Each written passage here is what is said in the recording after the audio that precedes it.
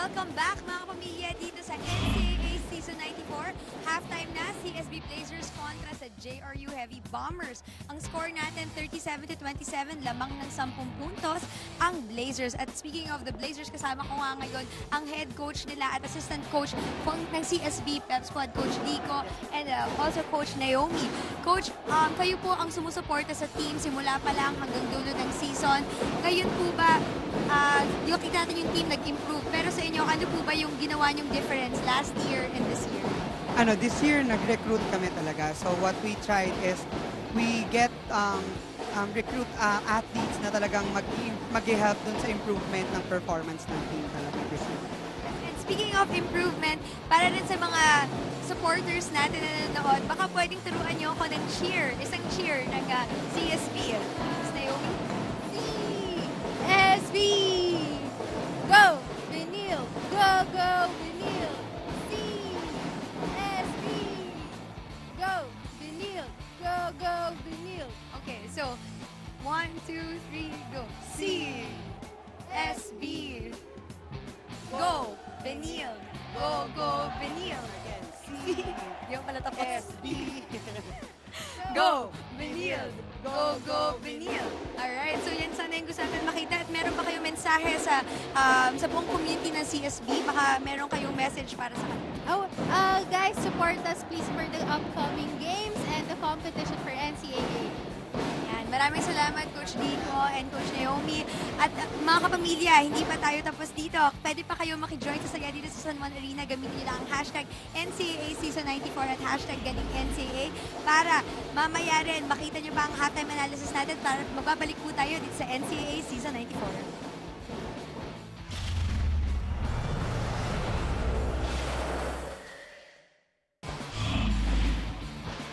You're still watching CSB versus JRU. It is halftime, 37-27, abante po. Ang college was St. Benilde Blazers against the José Rizal University Heavy Bombers. Mixed boostos po kasama si Mikey Reyes at Roxanne Monte Alegre at courtside. Mikey Reyes, the striker. Mikey Reyes, your first half analysis for both teams. Well, it's been a game of runs. Sumasabay yung JRU doon sa umpisa. Although that altercation between Padua and Unique Naboa who na-thrown out si Padua, yun ang naging fire sa tingin ko sa St. Benilde because since then, talaga lumaki na, lumobo na ang lamang nila dito. 37-27, the biggest seed of the ball game para dito sa CSB. As Mikey, kindly break down the numbers ng first half. Of course, because of the points in the paint of St. Benilde, 16 out of the 24 actually napunta kay Clement Lucio. Napakataas ng field goal percentage nila, 43%. 32 lang dito sa JRU Heavy Bombers. Ang assist department naman, ang daming pasa kanina. May 6 straight points si Yankee Haruna off of assists. So good ball movement for Coach T.Y. Tang's team. Only 8 for JRU. Pero ang kalamangan dito yung turnovers na napino-force ng JRU dito sa St. Benilde. Although they only converted 11 points out of the 15 turnovers of St. Benilde, it just shows na meron pa rin silver lining sa first half ng JRU. And so far, maybe the biggest difference that was in the first half was the rebounding story.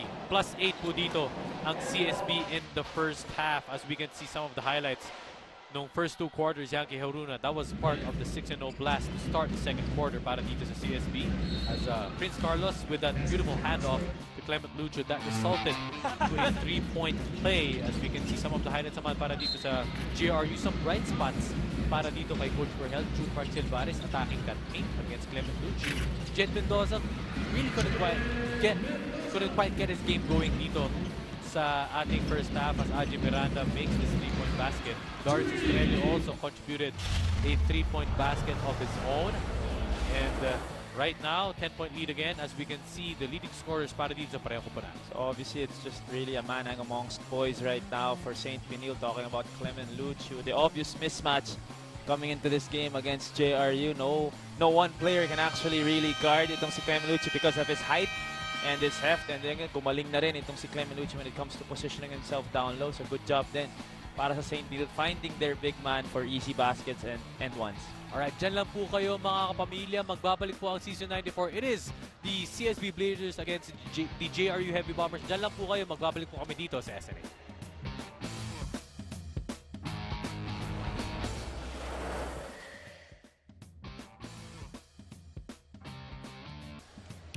Third quarter action dito po sa Season 94, the first collegiate league in the country. Of course, the National Collegiate Athletic Association. Mix Busos, Mike Reyes, Roxanne Montealegre. And from all the guys here at ABS-CBN Sports, magandang hapon po kapamilya. If you're watching just now, it is the CSB Blazers lamang ng 10 points, abante dito ng 10 sa ating ball game. As CSB is 1-2, looking to get their second win of the season, habang ang JRU naman winless pa at 0-4. Edward Dixon starting the ball game. Pero traveling ang tinawag doon, bola mapupunta sa JRU. Tingnan natin kung sino, which team will adjust better. Will it be St. Benilde or will JRU finally find the recipe para makahabol dito? Oddly enough, Mikey, the team with the more turnovers, sila yung down sa ball game na ito. CSB has 16, but they're up by 10. Miranda, corner 3. That's good. For 3 is Ajay Miranda. Breaks the silence and gets his lead down to single digits as we turn it over now to Roxanne Montealegre. Rox. Clement Luchu faced a lot of challenges in his life.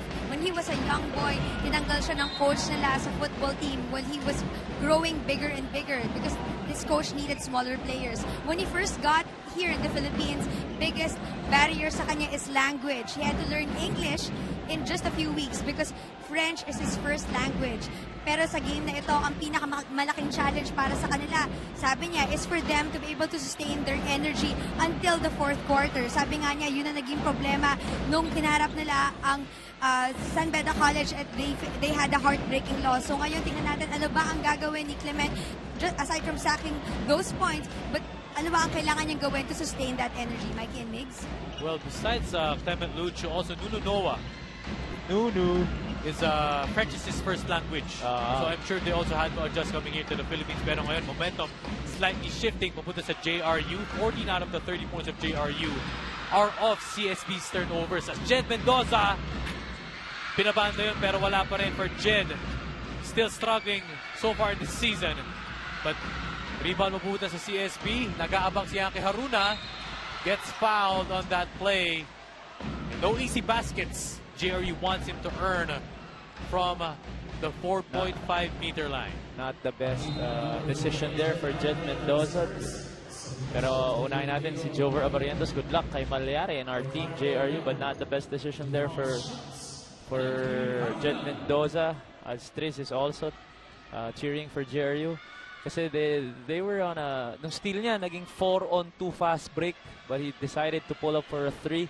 And because of that 3 din, since hindi pa nakakababa itong si Yankee Haruna, pag-rebound ay nabato over to Yankee Haruna for that breakaway layup na foul lang siya. Pero yun yung mga pagkakataon na sayang eh. You could get 2 easy points there for JRU. Cut this lead sana, pero ito na-extend pa. Back to 8. Pero what could have been an easy basket, but it's still maybe good foul for them kasi Yankee Haruna, 1 out of 2 lang ang naming na Jed Mendoza. Wala pa rin kahit medyo easy basket na yun compared to a JJ Domingo. Field goal story para dito para kay Jed Mendoza. Hindi pa masyado siyang pumunta dito out of his field goals. At a good look by Ajay Miranda to Jed Mendoza. Currently, Jed Mendoza is 2 out of 12. Ito yung mga kailangan din maintindihan ni Jed. Jed has a shooting stroke naman. He can hit from the outside, but his strongest suit is still his slashing ability. And if he can just rely on that a little bit more and get his rhythm and confidence through his, getting through the teeth of the defense, attacking the basket, making layups, dropping the ball off to his big men, dun siya pwedeng kumuha ng kumpiyansa. And then later on, dyan na siya pwedeng bumenga from the outside. 3 out of 8 from the free throw line into si Jed Mendoza, currently with 6 points. Haruna drive sa corner, drive sa baseline, wala yun. Good defense by JRU. 2 possession din na lang ang abante dito ng CSB. Malyari gets a pick from June Mark Silvares to Mendoza. Mendoza to Silvares at the short corner, too strong. Rebound by JRU. Malyari for 3. Wala pa rin. Rebound by CSB. Running the break is Pastoran. Pastoran, hinahanap yung Domingo, nasa kabila. Dixon to Haruna. To Dixon again. Pastoran. goes for a 3. Long bomb. Almost a rebound there by Haruna. Both teams running and gunning. Mendoza. Malyari for a 3. Badly needed 3. Bang, bang. To the bench. Malyari for 3. And that was off. A drive and kick from Jed Mendoza, attacking the basket, sucking the defense and kicking it out to his open teammate, itong si Malyari for 3. So far, a free throw only scored dito para sa CSB in the third quarter, while JRU already has 2 field goals. Pastoran, pull-up jumper, no good. Fast break opportunity again, pero napati dito si Malyari or nadulas. No foul called right there. JJ Domingo, one of the veterans for Coach TY. JJ Domingo gets blocked by June Mark Silvares as the JRU faithful is pumped up.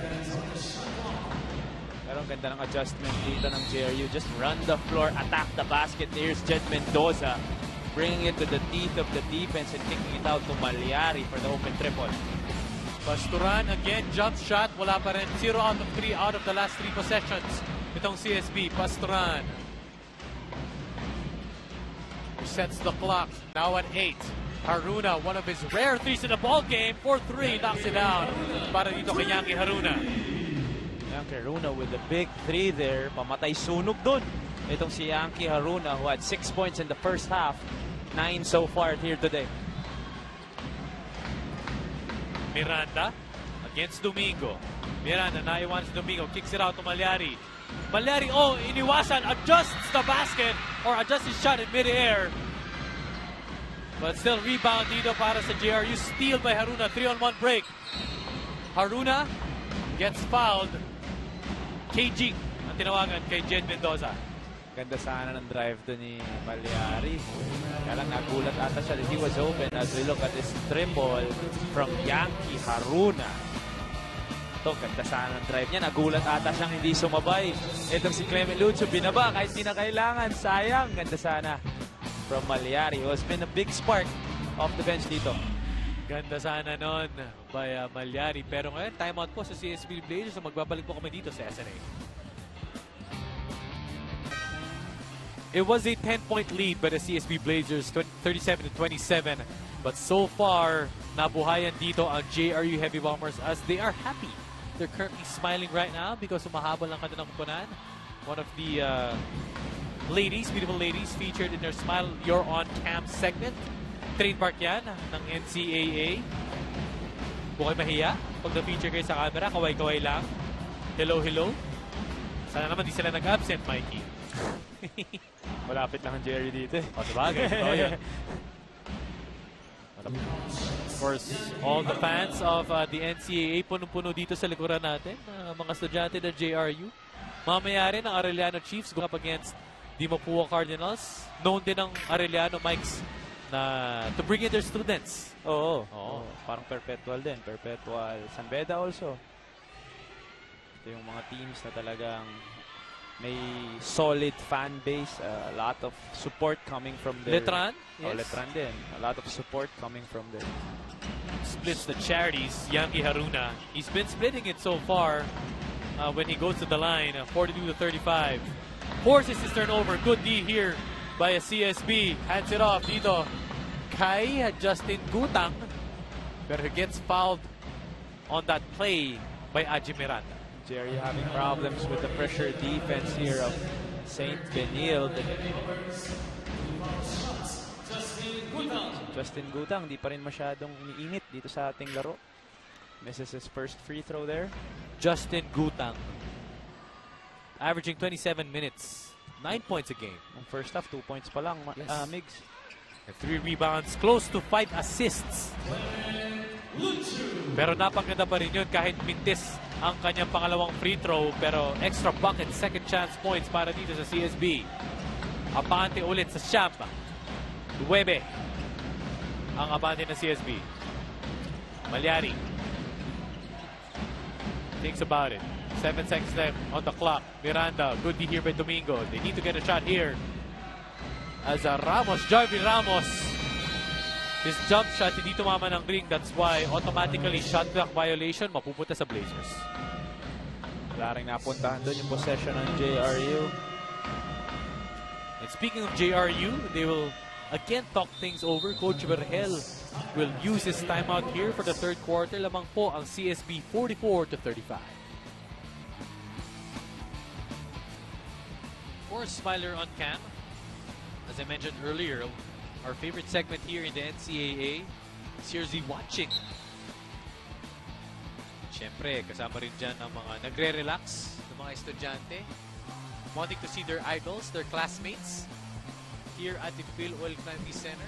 Diyan lang yan, sa kabilang kanto, sa Shaw Boulevard, malapit lang. Pwedeng i-jeep, pwedeng i-grab. Ang mga masisipag na estudyante ng NCAA. Masipag manood. Oo. Sipag din mag-aral yung mga yan. Siyempre, Jen Mendoza, sinipagan on that defensive stop as one of his rare baskets in this game is Jen Mendoza. Haruna to Pasturan. To Haruna, open for a three. No good. Offensive rebound dito para kay Luchu. Luchu, ipasaron kay Yaki Haruna ulit. Domingo to the short corner. Oh, give and go play para dito kay Yaki Haruna. Good pass there again from Justin Gutang. It's really a point forward. The point forward of St. Benilde, knowing where his cutters will be and giving him just the perfect pass to be able to finish easily. Silvares wants to make a living there in the short corner but not consistent so far in this game. Domingo to Lucho up top. Gutang, entry pa sa ilalim pero nabitawan, napasobra ang pasa ni Gutang kay Haruna. Pero ganda pa rin ang pasa doon. Things medyo napalakas lang dinasalo ni Yaki Haruna. But again, you see the vision of Justin Gutang averaging close to 5 assists a game. Like what you said. So, bagay na, you get that most. If I'm not mistaken, siya #1 sa assists in his team. He's not even the point guard. So, you get that kind of production galing sa inyong forward. Malaking bagay for Coach T. White. Saying hi to all our kapamilyas watching abroad from all over, of course, from our live stream. sports.abs-cbn.com/livestream/NCAA. Starters points 10 compared to 2 para dito sa JRU. Jed Mendoza, spin cycle. Pero good move, good drop pass. Pupunta doon kay Padua or make that David. Wanting for a foul pero wala yun. Naboa. Setting up the play. Lucho again up top. Domingo, again, a familiar basketball play. A familiar play inside, wanting to find Haruna, baseline operator, gets that to go. And what's funny with Yaki Haruna, wala pa ata siyang shoot off the dribble. Puro position siya, knowing where to go, right place, right time, getting perfect passes, and being able to finish. Etong si Yaki Haruna, 15 points right now. May 3 points pa yan kanina. Kita mo, off-the-ball movement is on point para dito kay Yankee. Well, CSB so far, 9 bench points compared to none by JRU. Everything kay Haruna. All 9 Yankee. in the third quarter. Of course, Yankee also sidelined by a shoulder injury a year ago. Raring to go. He was a former slam dunk champion of the NCAA. And it's been 2 years. heavy para dito kay Coach Berhel Menezes because one of his main guards, si MJ De La Virgen, as reported by Roxanne. Tinext niya ako. Kinuha ning info na to. MJ De La Virgen is sick. May sakit. Tsaka wala siya dito sa Phil Oil Climbing Center. So get well soon, MJ. Clement Lucho, offensive rebound of that JJ Domingo. Miss, recycling that basketball play. Pero ngayon, 13 points ang lamang ng CSB. Mendoza to David. Mala free throw shot, no good. Rebound by Silvares. Badly needed basket para dito sa JRU. 11-point lead here for St. Benilde, and they're just really not taking their foot off the gas pedal. Domingo, 10 left on the shot clock. Naboa, gustong hanapin si Lucho sa post. Dixon. All air for Edward Dixon. Naka-load yung depensa dito kay Clement Lucho, kaya ma-open talaga doon si Edward Dixon from the top of the key. Medyo wala lang sa range niya yung tirang yun. And so far, so good is the defense of CSB. JJ Domingo, that was a hard foul committed by Carl Bordon. Pero ang ganda ng pasa ni Justin Gutang doon. Mid-air, getting the steal and giving it up to Unique Noboa with a perfect bounce pass to JJ Domingo. That's a hard foul. That is a playoff foul called on Carl Bordon. Yan ang basketball IQ na pinapakita dito ng St. Benilde. And so far, the full court press has been working well for them. Gumagana talaga para sa kanila yon. Right now, nasa penalty na po ang JRU habang ang CSB may 2 fouls to give pa. So malaking advantage yun para sa kanila, Mikey, na lamang pa sila ngayon. Yankee Haruna, 15.6 of 9 from the field. 2 rebounds, 2 steals in 14 minutes. Pili ko yung 3 minutes niya, yun pa yung mga drive eh. Correct. Kasi Very efficient. Oh, tsaka there was a time na parang pinag-uusapan si Yankee na parang athletic lang or magaling lang dumunk. Pero this year talagang pinakita niya yung improvement niya. His IQ. Oo, talagang... There were many shots, Mikey, na pwede na nasalaksakin eh. But he chooses to run he chooses to give the ball up because alam niyang babalik. Oo. Bordon, corner 3. Finally gets to knock it down para dito sa JRU. Dixon, wow, off that press break. Walang nagawa doon ng JRU kahit 1 on 3, 1 on 4. What a pass there from Unique Noboa, threading the needle to a streaking Edward Dixon for the tough finish. Lars Estrella, kickball violation called by Unique Noboa. As we can take a look at a second look, at a second eye here on this assist by Jed Mendoza. And here we go, 1 on 2 break. Almost a travel. Pero para dito kay Edward Dixon, malaking bagay yun, syempre. Yung kanyang pagka-veterano to be able to produce. Mikey, 140 remaining dito, 13-point lead. Coming in for JRU. You just try to finish the quarter strong. Maybe cut this lead to if possible, to single digits. And then, you know, roll the dice in the fourth quarter. Pero now, it's just really to focus on the next 4 or 5 possessions na kakasya pa dito sa 1 and 40. Tignan natin kung ano magagawin nila dito on this offensive set. Pero gumanda yung laro ni Unique dito sa ating second half. Pero it's known, kung matagal na po tayong nanonood ng college basketball, yung mga ganitong lamang, hindi to safe. Hindi safe talaga. Hindi safe yan. Field goals this quarter, Mikey? 6 of 14. Hindi naman nagkakalayo. Kaya lang, there was a run already by Jerry to start the quarter na humabol sila eh. Yun lang, na counter run naman nitong St. Benilde to end the quarter. Jed Mendoza decides to give it up. Good shot sana, pero better pass leads to a basket para dito kay Jarvie Ramos. Ito yung sinasabi natin, Jerry, you can still make a big run here, whether it be a 6-0, 4-0 run that can help them enter in the fourth. Gutang, again, entry pass sa poste, pero na-out-hustle sila doon ni Edward Dixon. Ganda talaga yung nakikita talaga natin yung kakayahan nitong si Justin Gutang, just setting his teammates up. A lot of these baskets are coming from him. Well, patuloy na nahihirapan dito sa Carl Bordon. Forces that turnover. Pero turnover. Bola magbabalik sa JRU. Pero kita mo, he has his eyes up. Talking about Justin Gutang, looking for his players na talaga nagsisprint down the floor. Malaking potential nitong si Justin Gutang para sa St. Benilde, who I believe has still 2-3 years left. And he's a big guard. Oo. Yun na nga, that's why he's actually a forward. His height is for a forward, pero his head, his IQ parang point guard. Oo. Yan ang mga in a league of his own. Tsaka yung defensively, malaki siya, pero he can guard guards. Oo. Kumaga, he has lateral quickness din. He can defend smaller guys. He can post up smaller guys. So, dami nagagawa nito si Justin. Jed Mendoza, step back jumper. Pasok yun. Cuts this lead down to 11. Jerry needs a stop here. Babalik pa ang bola sa kanila. JJ Domingo, napasobra yon. Pero ang bola ay mapupunta sa JRU. Checks in the ball game. Renzo Pagulayan for CSB. 17 seconds to go. 11-point lead, 56-45. Luigi Velasco checks in the ball game para dito kay Justin Gutang. And the JRU has this opportunity to cut this lead down to single digits. Mendoza. Oh, great defense by Luigi Velasco. Oh, entry pass to Pagulayan. Extends this lead to 13.